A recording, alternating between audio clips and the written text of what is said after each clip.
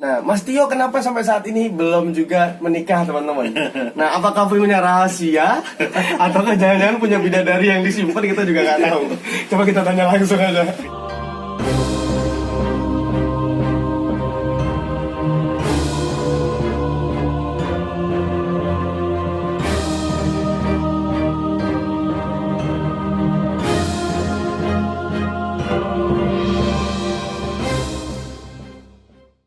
Oke teman-teman, balik lagi di RB Reptile Channel. Nah, kali ini gua sudah sampai di kediaman rumah Mas Tio Survival.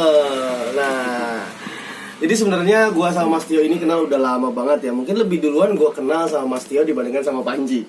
Ya, Panji itu 2011 atau 2012 itu, gua lupa, zaman dia masih di Sang Penakluk. Cuman sama Mas Tio gua kenal udah lama banget karena Mas Tio dulu lebih ke edukasi ke masyarakat umum. Mirip-mirip lah sama titik karir awalnya RB Reptile. Nah, kali ini gue mau ngepoin Mas Tio yang sekarang sudah besar, baik channel YouTube-nya ataupun namanya di bidang survival ya Mas. Iya. Di bidang survival. Nah, yang pertama ini gue mau tanya dulu nih, Mas Tio nih nama aslinya siapa sih? Herna Hadi Prasetyo. Herna Hadi Prasetyo tuh. Ternyata nama aslinya panjang tuh, nggak cuma 3 huruf. Nah, jadi namanya panjang tuh. Kenapa pakai nama Tio-nya aja?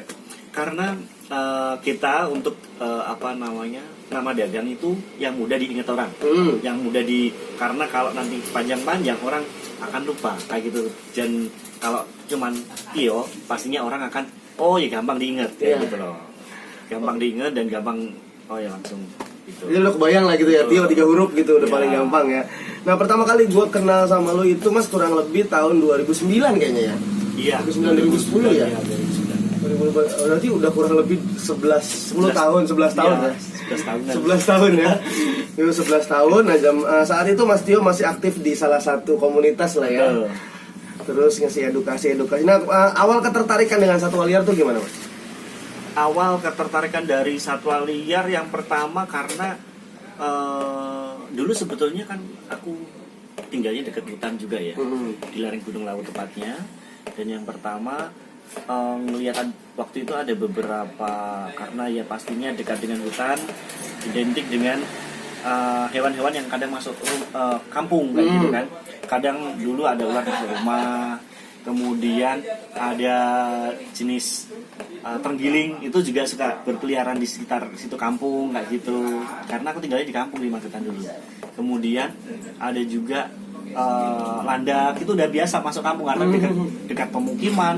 Itu kan di pemukiman di kampung itu banyak ini, masih ada kebun-kebun sekitar situ gitu. Jadinya ya hewan-hewan masih banyak masuk Ke pekarangan rumah gitu ya. Dan mau gak mau kan akhirnya ketika wah ini ternyata unik juga ya kayak gitu kan, banyak hewan, kemudian pengen ketika ada hewan masuk ke rumah itu pengennya melihara kayak gitu. Jadinya ya Berkelanjutan ya. Nah, pertama kali mencoba berpetualang dulu ya, berpetualang ke Jakarta nih, bukan masalah channel. Itu bagaimana bisa ke Jakarta?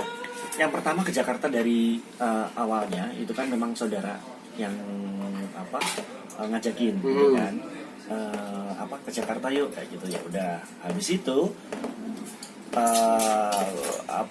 suka nonton TV gitu kan, betul kayaknya seru ya kayak gitu.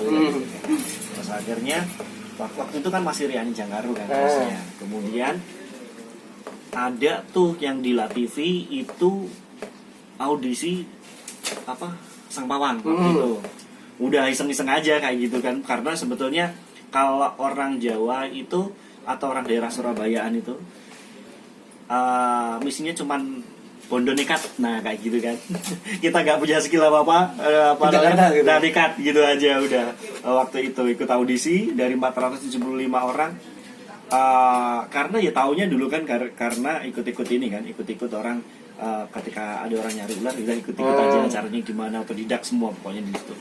Nah, dari situlah pas kebetulan yang dites itu juga sama ular gitu loh, ular kobra. Jadi udah ngelontok lah kayak gitu, satu ular itu kayak gitu, jadinya lebih enak lagi kayak gitu. Jadinya pas di situ audisi dari 475 orang, kemudian dikarantina selama 20 hari di Cikananga yang 20 besar itu.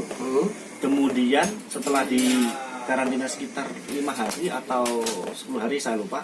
Habis itu diambillah 6 besar kayak gitu, dan aku masuk di situ juga gitu. 6 besar dulu teman-teman saat ini masih ada? Masih. Dan kayaknya waktu itu aku masuknya yang termuda atau yang kedua yang termuda gitu. Jadi semuanya udah ini lumayan ada umur udah lumayan senior semua. Itu tahun berapa Mas? Tahun 2007. 2007 teman-teman, berarti Mas Tio langsung nekat dari kampung ke Jakarta dan ternyata alhamdulillah diterima di Sangpawang dulu pertama kali berarti ya. Dari 475. Iya, dan waktu itu aku kayak ngerasa mimpi kayak gitu loh. Maksudnya jadi host, kemudian masuk di TV itu kayak mimpi gitu kan. Dulu nggak semudah sekarang loh, kayak gitu loh. Kalau sekarang ya modal aneh dikit viral bisa, dikit di TV ya. gitu. Kalau dulu susahnya minta ampun, dan itu sangat apa ya, beruntung banget kayak gitu. Dan disitulah aku mulai karir di TV.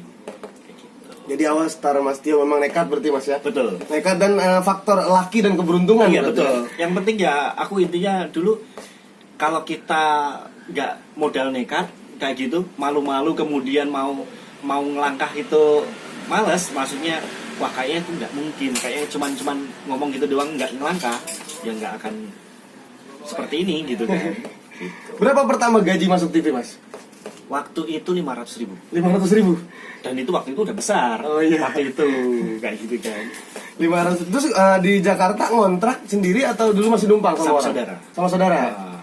Sama saudara sampai akhirnya diajak gabung ke salah satu organisasi ya. Betul. Terus lebih aktif lagi di situ. Nah, itu cukup lama lah ya berarti ya. Cukup lama lah ya.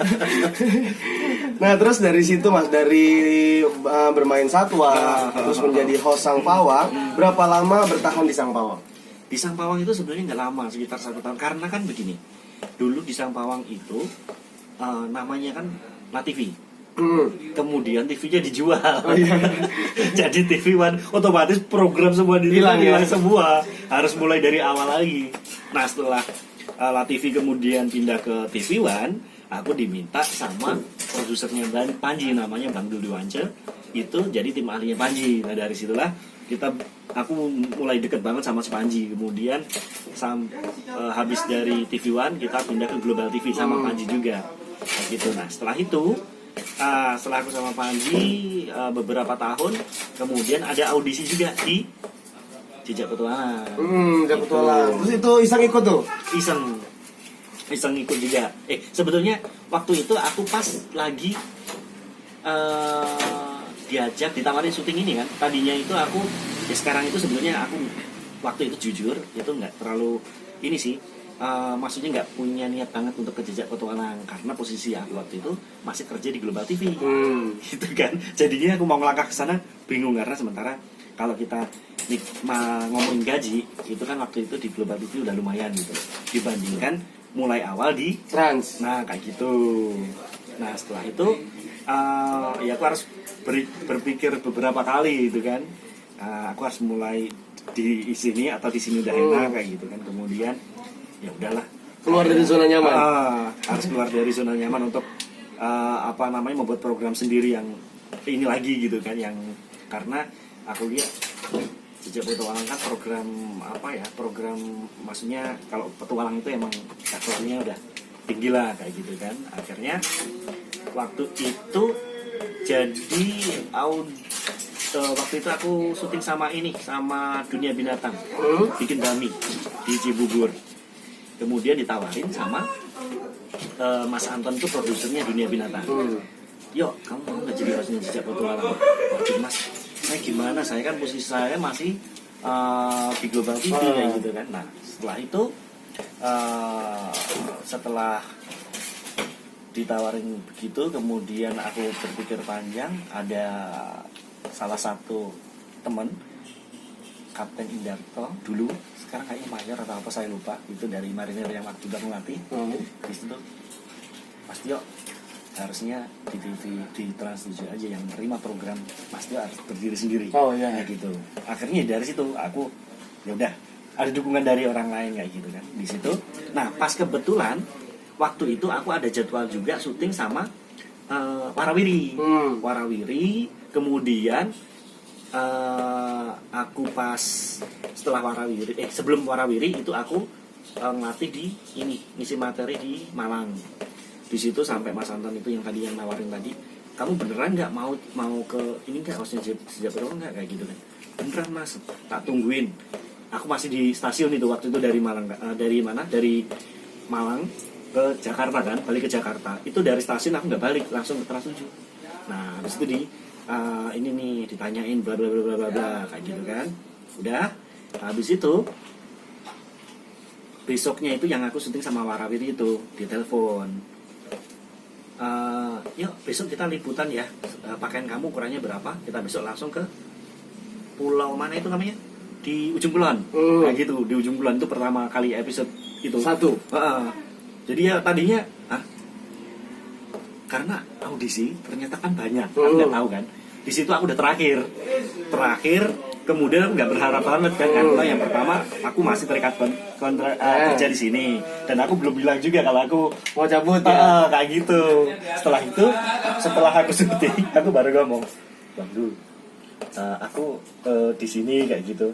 Terus dia bilang, oh ya udah tak dukung kalau ini memang kamu pengen ini sendiri kayak gitu. Ya kalau bilangin Bu ini ya kayak gitu kan, pemerannya gitu kan. Akhirnya ditelepon tuh, kalau bisa yuk suruh balik ke sini, gajinya sana berapa, aku kasih 2 kali lipat kayak gitu. Tapi kan Rebutan lah ya, iya, rebutan lah ya. tapi di situ kan aku udah tanda tangan kontrak dia, terasa nggak bisa kan kayak gitu. Ya itulah, pokoknya seru dulu.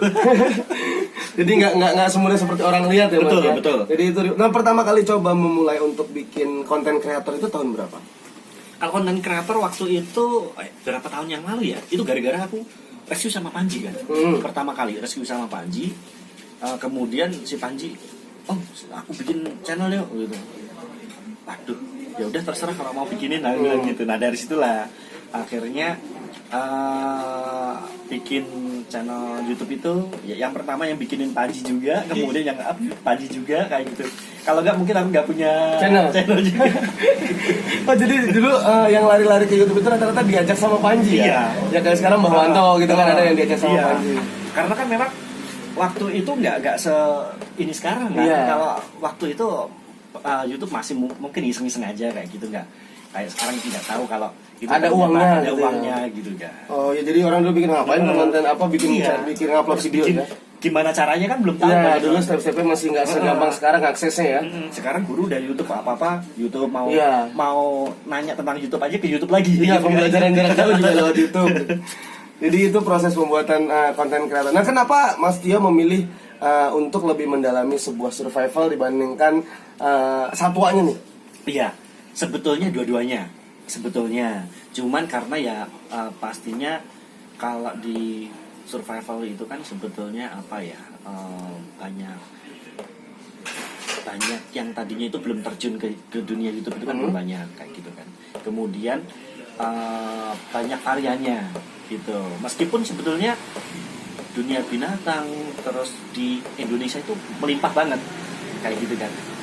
Memang nanti aku akan misahin satu konten yang buat sponsor, satunya yang bikin buat satwa. Ya buat satwa untuk sendiri kayak gitu. Jadi nanti biar gak bentrok kan, gak kehabisan ide juga. Iya. Gitu.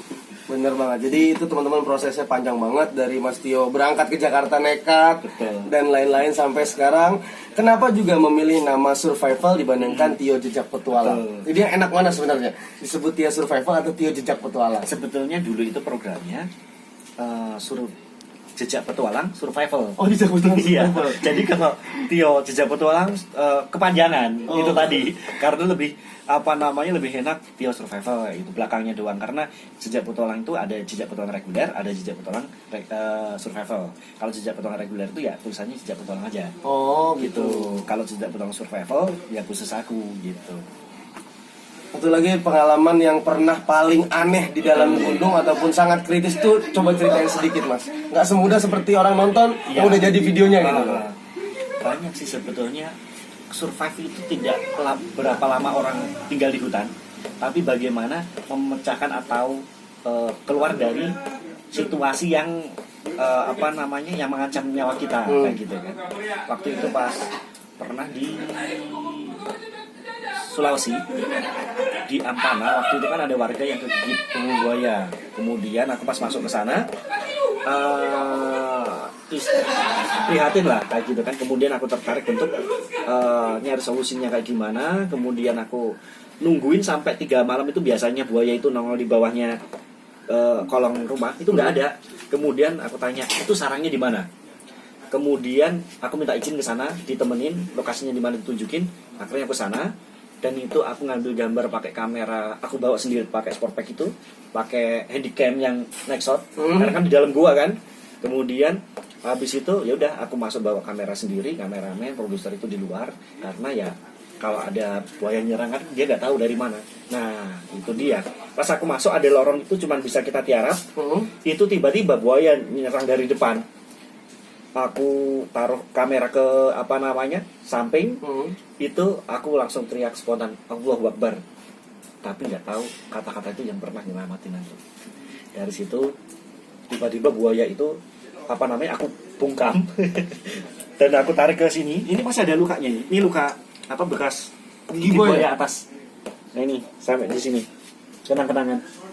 Itu tak tarik ke sini, aku timpa badan kan, itu aku dibanting-banting ke dinding gua itu sampai sini ada lukanya juga, sampai sekarang masih ada goresan gitu. Nah dari situ kemudian aku lepasin lagi kan, lepasin lagi, aku teriak lagi Allahu Akbar gitu, buayanya lari masuk.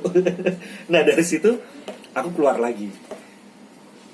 Waktu itu hari Jumat soalnya, bentar, aku istirahat, aku ngecek badanku gimana ternyata di sini ada luka gitu. Oh nggak apa-apa, gini doang gitu kan. Dan ternyata nyawaku ya dibilang kayak 1 senti. Jadi di sini kan aku bawa kaos singlet kayak gini kan. Ini lubang kaosnya ini. Oh bolong. Jadi bisa dibilang 1 senti atau berapa ya? Tipisnya ini berapa? Iya itu. Nah ini 2 mili lah itu. Nah ini kegigit. Kulitku enggak. Ininya serius? Bolong. Iya. Kok bisa kecomot kaosnya doang ya? Nggak tahu ya itu. Ya nggak tahu itu rahasia. Sebutan Allahu Akbar juga tadi. Luar biasa loh. Di dalam gua dengan situasi sempit banget berarti kan? Sempit banget. Itu videonya waktu itu ditayangin lagi sama Jip. Buayanya ukuran besar? Enggak sih, sebetulnya cuma 2 meteran. 2 meteran? 2 meteran. Ya, cuman resiko sangat tinggi kalau di dalam situasi sempit seperti iya, itu. Iya, kita nggak bisa berkutik, orang kita mau duduk aja nggak bisa. Iya. Kayak gitu kan. Ya kalau seumpama itu dicaplok, aku nggak lihat ini kan karena dia keluar langsung dari air kan. Jadi gua itu airnya masih segini, jadi masih nggak kelihatan itunya buaya. Karena aku kan pakai tongkat, aku ini kan sama gini-giniin gitu kan. Nah ternyata dia langsung nongol dari dalam. Itu di depan buka. Kalau aku nggak bisa menghindar ya buka aku langsung ke ini kan. Gitu. Atau nggak perlu diputar sama dia? Nah, bisa juga kayak gitu. Ya itulah makanya kita berkegiatan di apapun tetap kita harus selalu berdoa dan kita harus selalu ingat. Kemudian ya percaya kayak gitu kan, ada sesuatu yang bisa menyelamatkan kita. Jadi itu pengalaman yang luar biasa teman-teman. Gue nggak kebayang gimana saat itu kalau gue jadi Mas Tio ada di dalam gua urusannya sama buaya gitu loh. Karena gue sebenarnya nggak pernah berurusan dengan buaya. Dan itu akhirnya ketangkep juga. Akhirnya ketangkep juga tuh. Aku setelah jam 1:30 jam 1 kalau nggak salah. Jadi istirahat dulu. Oke, kita atur strategi kayak gitu kan. Kita tunggu habis Jumatan kayak gitu kan, habis adzan masuk lagi dengan persiapan yang matang. Berarti tapi ada satu yang lucu juga. Jadi pas masuk kan aku bikin simpul. Nah kalau orang Jawa kan maksudnya simpul lasso kayak gitu kan. Oke. Nah itu kebetulan di Sulawesi aku salahnya di situ. Oke, siapin gitu kan. Nanti kalau pas di dalam itu aku nggak konfirmasi bahasa dulu karena kan ya kita spontanitas, namanya mau itu kan nggak sempet ini juga kan. Yang pertama aku nggak tahu juga. Pas aku masuk terus aku bilang, pas buayanya itu di depan aku lagi, siapin lasso, akan bilang gitu. Nah dia ini malah mundur. Loh, kok mundur? Aku bilangnya. Akhirnya aku bawanya ikat pinggang dong. Aku tutup rahangnya dulu, kemudian baru aku ikat, baru aku samperin mau marah nggak jadi. Kok malah keluar kayak gitu kan? Ya Mas Tio sih malah maki gimana gitu. Lasso itu tahu nggak artinya apa? Kemaluan dia bilang. Nah, aku kan nggak tahu kan gitu. Jadi kita udah panik dalam kondisi kayak gitu, ada yang bercanda lagi gitu kan. Jadi makanya kita kalau ke daerah kita harus bener-bener adaptasi bahasa ya. Oh, yang mungkin kita anggapnya ini tali lasso itu apa? Simpul ya? Nah, orang sana beda lagi bahasanya. Mana bahasa gitu. makian atau Betul. Yang jorok gitu. Jadi luar biasa banget teman-teman, itu pengalaman yang luar biasa di dalam gua. Tapi ada ketangkap itu dengan tali apa, jadi kayak gesper akhirnya. Iya, gesper, kemudian baru akhirnya aku ini kan, aku ikat pakai tali tadi. Akhirnya kita udah, aku mohon maaf kayak gitu. Yang lainnya pada ketawa semua itu yang di luar itu. Akhirnya aku tangkap, bawa keluar, aku bawa ke kampung. Masyarakat sana, terutama anak-anak mudanya aku suruh kumpul. Aku ajarin gimana cara nangkap buaya nanti apabila memang masuk kampung atau menyakiti orang sini kayak gitu kan. Tapi kalau enggak ya lebih baik hidup berdampingan, itu kan akan lebih baik. Iya. Tapi tahu bagaimana nanti ketika buaya ini di sini, sikap kita harus gimana kayak gitu loh. Karena takutnya mereka dalam situasi terjebak salah langkah, karena yang satunya itu waktu itu aku kesana masih di rumah sakit kayak gitu karena kena kakinya digigit buaya itu. Oke teman-teman, jadi keren banget pokoknya pengalaman Mas Tio ini. Bukan pengalaman yang langsung enak, semuanya tetap pahit dulu. Jadi nggak seperti teman-teman bilang, wih itu mah enak, dia mah selebriti, konten YouTube-nya langsung gede. Ternyata enggak teman-teman. Mas Ena, iya, perjuangan Mas Ena itu luar biasa. Dari anak kampung yang nekat ke Jakarta, dan alhamdulillah sudah menjadi seperti sekarang. Nah, ini yang paling banyak kepo nih kalau saya lihat dari komen-komen di teman-teman Dream Team juga segala macam. Nah, Mas Tio kenapa sampai saat ini belum juga menikah, teman-teman? Nah, apakah punya rahasia atau jangan-jangan punya bidadari yang disimpan, kita juga nggak tahu. Coba kita tanya langsung aja. Bidadari tak bersayap ya. Jadi gimana Mas? Kenapa nih? Banyak fans loh, cakep-cakep yang gue lihat gitu loh. Ya itu kan namanya jodoh, sama aja kayak tadi ketika kita kita berpetualang kayak gitu kan, kita harus ingat siapa yang nyiptain kita. Jadi ketika itu yang nyelamatin kita, dan kita juga kembali. Jodoh itu semuanya udah diatur. Kita seperti wayang yang digerakkan oleh sang dalang. Nanti ini diatur gimana ya, kita jalani aja seperti hidup kita. Jangan terlalu ngoyo, jangan terlalu nikmatin aja.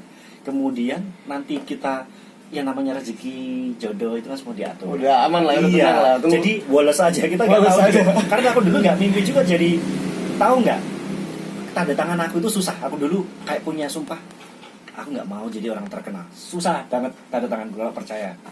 Itu orang mau niru aja susah banget ya itu. Ya itu akhirnya kemakan sumpah. Kayak gitulah, akhirnya sering tanda tangan. Padahal susah banget tanda tangan gue itu. Oh, jadi itu lu nggak pengen jadi orang terkenal sebenarnya? Iya, ya kadang kayak gitu. Jadi jangan sering aja suah-suah yang ini. Oh iya, bahaya berarti ya. Ya Tuhan berkehendak lain teman-teman. Jadi teman-teman fansnya Mas Tio Survival atau mbak-mbak fansnya Mas Tio Survival, berdoa saja semoga mbak-mbak jadi jodohnya Mas Tio. Karena Mas Tio menunggu jodoh itu dari sang dalang ya. Jadi teman-teman masih bisa berdoa kok, masih berkesempatan pokoknya. Nah terakhir Mas, harapan dari Tio Survival dan harapan Mas Tio sendiri tuh pengennya seperti apa ke depan? Untuk apa ini? Baik dari channel ataupun kehidupan normal sebagai Herna. Iya. Kalau saya sendiri sebetulnya pengennya kedepannya juga bikin konten-konten itu yang menginspirasi untuk orang lain ya. Pernah saya mau bikin itu win-win solution. Gimana? Karena yang pertama ya kembali lagi ke survive. Survive itu tidak hanya di hutan, tapi di kota itu lebih susah. Kan intinya nyari makan, nyari minum kayak gitu kan.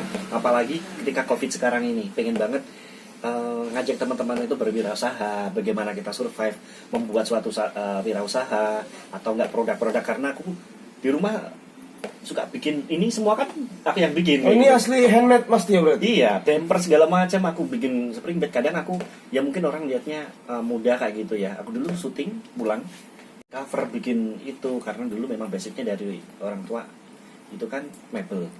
Jadi dari kecil kita dididiknya skill bikin almari. Jadi SMP aku udah bisa bikin spring bed, udah bikin almari.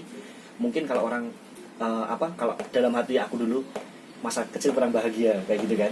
Tapi ketika kita sudah dewasa ngerasa, oh ya ini tuh loh ternyata hasilnya kayak gitu. Ketika kita, orang tua membekali suatu skill, nggak membekali banyak uang kayak gitu. Tapi dari situ ketika di Jakarta itu survive mudah banget. Aku bisa ini, apa aja bisa kayak gitu, bisa jahit, bisa ngelas, bisa apa kayak gitu, karena ya itu tadi bekal dari orang tua itu kayak gitu. Dan intinya kalau kita ada kemauan sebetulnya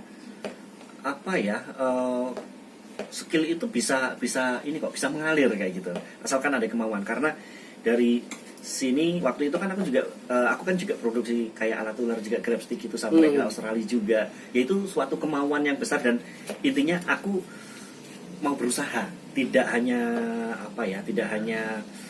diam di sini aja. Seperti halnya waktu itu saya masuk ke 490 dari audisi itu kan, kalau nggak ada kemauan yang tinggi luar biasa itu nggak bisa gitu loh intinya. Ya intinya kemauan yang tinggi, kita selalu berdoa dan jangan gampang putus asa gitu. Karena kalau dibilang aku pernah putus asa juga pernah, sering sekali, tapi selalu bangkit lagi. Itu menjadi kayak kita ditempa, selalu kita ditempa. Tapi kalau kita udah tahu ritmenya, biasanya ketika itu ada trouble atau ada sesuatu yang menimpa kita, di situ nanti akan ada rezeki atau sesuatu yang akan ini kayak gitu terus kayak gitu. Jadi ritmenya jadi malah batu loncatan yang lebih tinggi lah ya. Betul kayak gitu. Jadi ya kalau kita udah kayak baja kayak gitu kan, udah sering ke tempat dingin panas kayak gitu kan, otomatis makin kuat kuat kayak gitu. Luar biasa. Nah jadi itu sedikit kisi-kisi tentang Mas Tio Survival, teman-teman. Salah satu tim dengan saya di Dream Team. Nah jadi saya juga dikembalikan dan kembali lagi dipertemukan dengan Mas Tio oleh Panji sebenarnya ketika dia bikin Dream Team. Jadi sebenarnya tadinya semenjak saya lulus kuliah udah nggak di Jakarta Timur, mental-mentalan, nggak tahu pada kemana, punya kegiatan sendiri-sendiri. Sekarang punya satu wadah yang sama-sama menaungi semua YouTube konten kreator. Dan di situ kan mungkin banyak orang yang nggak tahu ya, nama itu sebuah doa loh. Hirna Hadi Prasetyo. Hadinya itu yang aku benar-benar ini angkat. Hadi itu pemberi petunjuk. Aku nggak tahu juga kenapa aku menyukai host atau pembawa acara. Aku bisa ngasih petunjuk ke orang-orang. Oh ini loh yang bagaimana bertahan hidup yang baik kayak gitu kan. Kemudian intinya dalam hidup ini ya kita harus balance, kita kebaikan juga. Kita harus memikirkan dunia akhirat juga kan.